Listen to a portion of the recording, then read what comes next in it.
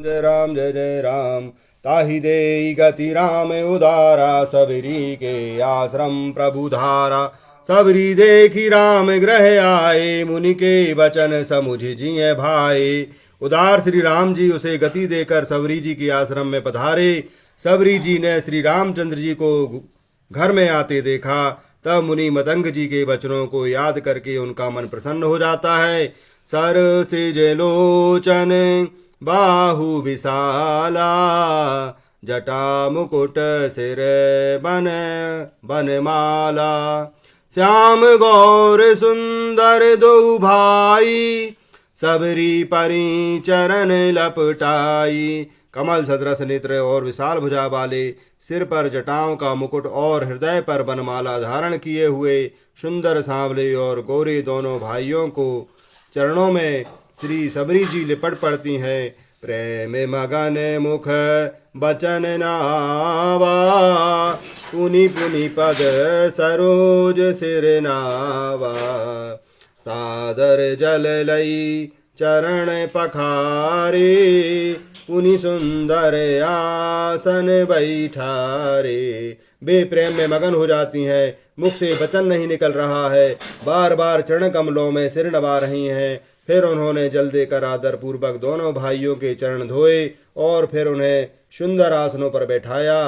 कंद मूल फल सूरत यति, दिए राम कहुआनी।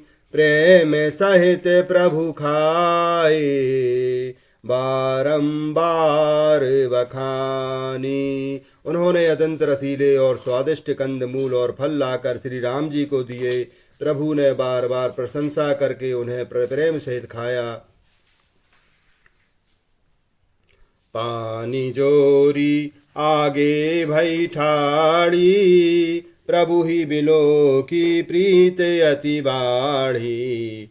के ही विधिया स्तुति करो तुम्हारी, अधम जात में जड़मति भारी। फिर वे हाथ जोड़ करके आगे बढ़ती हैं और खड़ी हो जाती हैं। प्रभु को देखकर उनका प्रेम अत्यंत बढ़ जाता है। उन्होंने कहा, मैं किस प्रकार आपकी स्तुति करूं? मैं नीच जाति की और अत्यंत मूढ़ बुद्धि हूँ।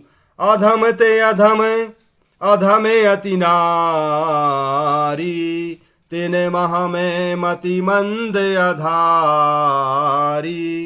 कहा रघुपति सुनु भामनि बाता, मानऊ एक भगति करनाता। जो अधम से भी अधम है, स्त्रियां उनमें भी अत्यंत अधम है और उनमें भी हे पाप नाशन, मैं मंद बुद्धि हूँ। श्री रघुनाथ जी ने कहा, हे भामिनी जी, मेरी बात सुनिए। मैं तो केवल एक भक्ति ही का संबंध मानता हूँ।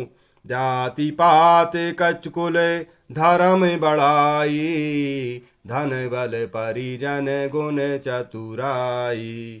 भगतिहीन नर सोहई कैसा, बिनु जल बारिद देखई जैसा।